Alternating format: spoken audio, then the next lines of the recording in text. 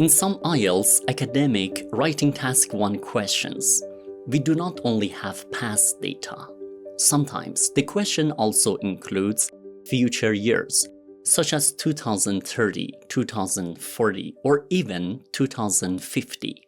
So, how do we describe these future trends in a more formal and academic way?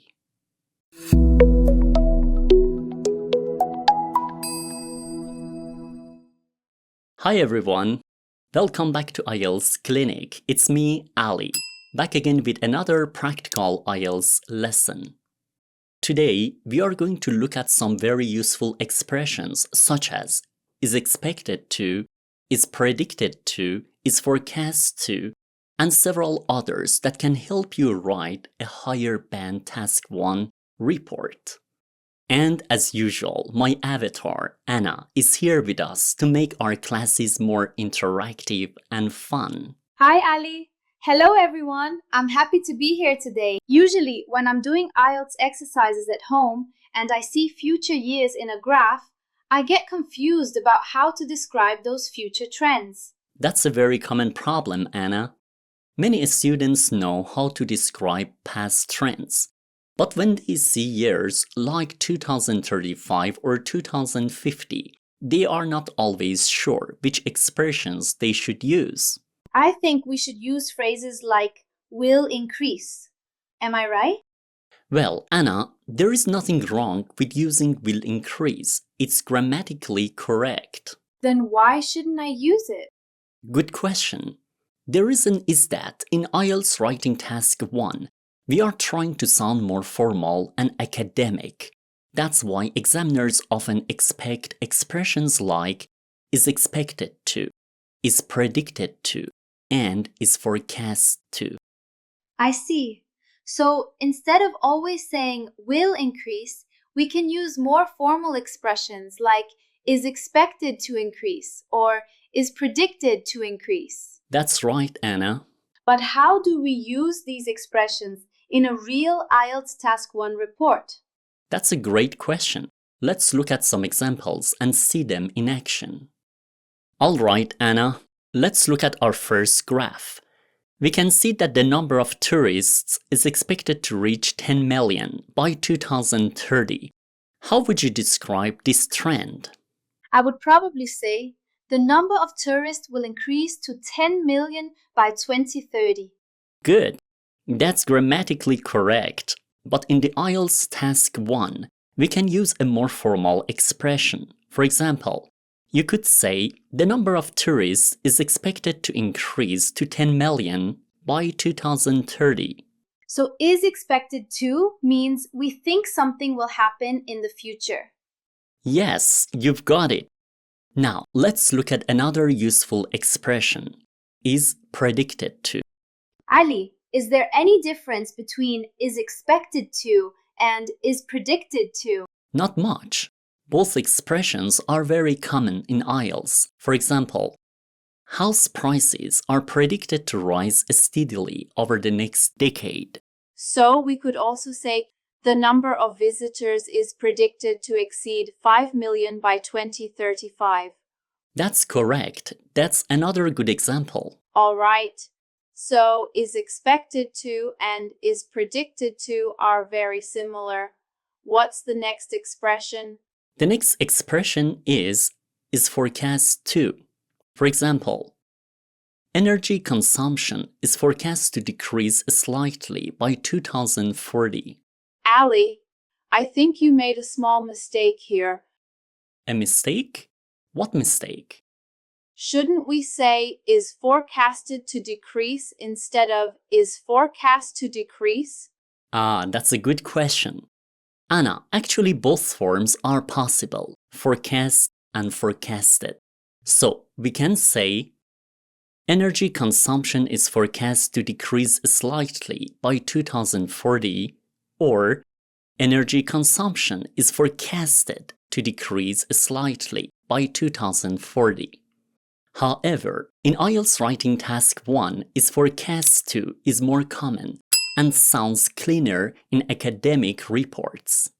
Oh, I see. So is forecast to is not a mistake. You're right, it's not a mistake at all. In fact, I recommend using is forecast to because it is shorter, more natural, and very common in Task 1 writing. Now, let's look at another phrase that you may see in more academic reports, is projected to. That sounds very formal. Yes, it is slightly more academic. For example, the percentage of elderly people is projected to reach 30% by 2050. So we could also say the number of international students is projected to reach 200,000 by 2035. That's a nice example. And finally, let's look at our last expression, is anticipated to. Is it common? Yes, although it is slightly less common than expected or predicted. For example, demand for electric vehicles is anticipated to grow rapidly. So we could also say the number of online shoppers is anticipated to increase significantly over the next decade. That's right. Is anticipated to is another useful way to describe a future prediction in a formal report. Ali, I'm a little confused now. Confused? Confused about what? We've learned 5 different expressions. How do I know which one I should use in the exam? That's a great question. The good news is that in IELTS Writing Task 1, these expressions are very similar in meaning. In most situations, you can use any of them. So the only real difference is that some sound slightly more formal than others. Yes, and remember that we normally use them when the question shows future predictions rather than past data. Okay, got it.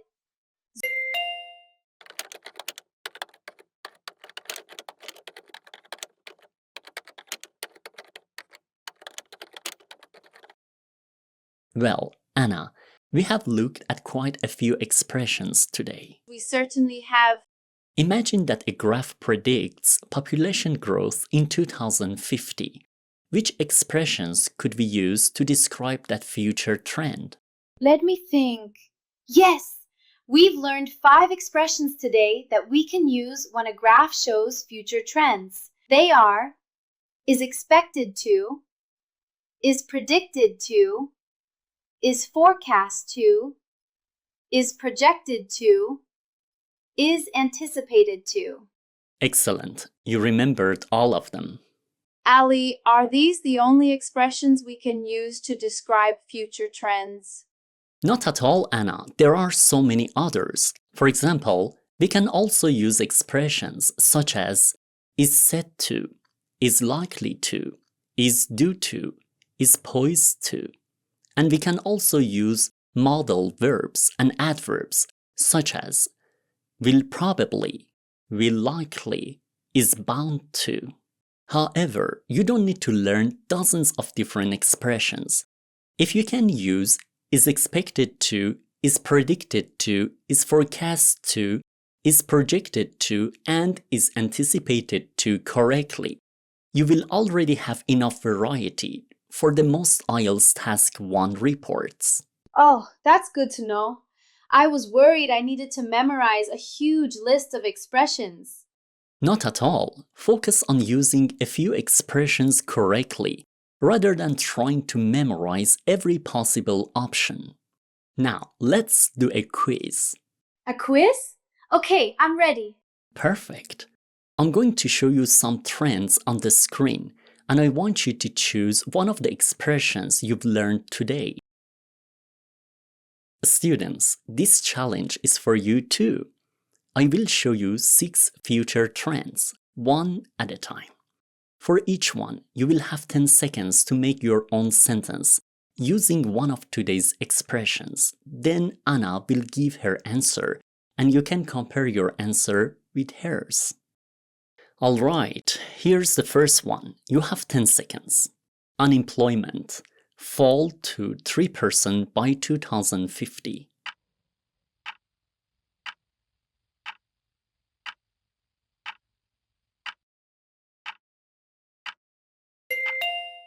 Here's my answer. The unemployment rate is forecast to fall to 3% by 2050. Excellent. Is forecast to is a great choice here. Let's move on to the next one. Here's number 2. Again, you have 10 seconds. Renewable energy. Account for 60% of total energy production by 2050.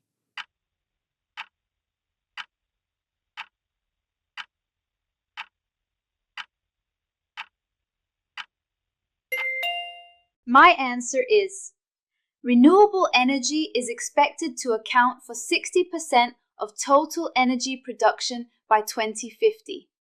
Very good. Is expected to fits this sentence perfectly. Let's try another one. Here's the third one.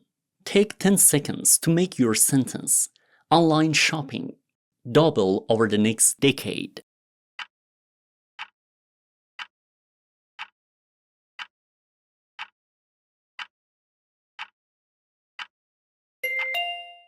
Here's what I came up with.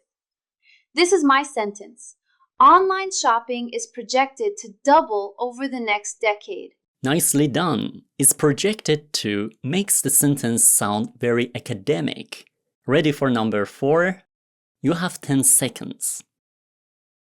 Population rise to 80 million by 2050.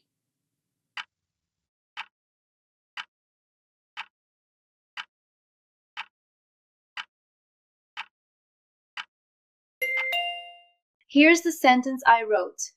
The population is projected to rise to 80 million by 2050. Great job. That's another strong IELTS Task 1 sentence. Let's keep going. Here's the 5th one. Give it a try. Car sales decrease slightly by 2045.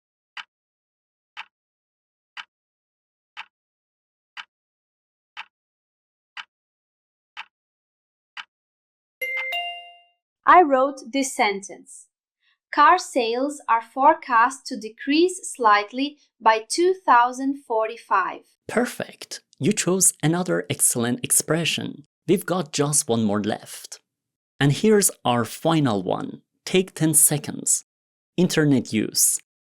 Continue growing.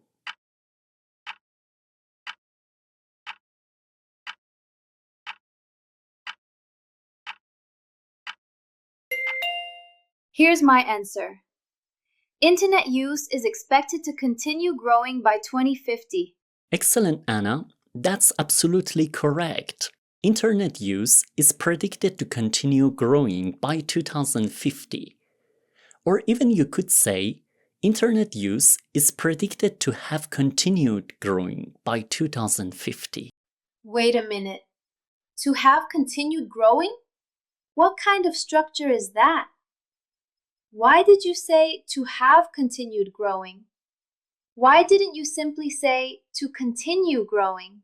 That's a very good question, Anna. But let's pause here. In our next lesson, we are going to answer that question step by step. Students, if you don't want to miss the answer, make sure you join us in the next session. I definitely will. Now I'm curious. Alright, great job today, everyone.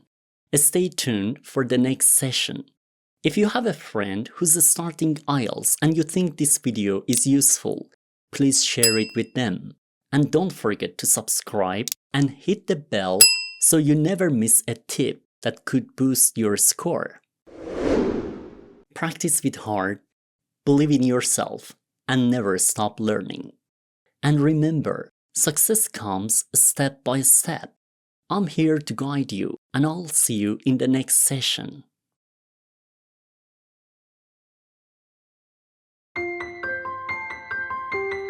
Thank you, Ellie. I can't wait for the next session to get my answer. Oh, and I already subscribed and clicked the bell.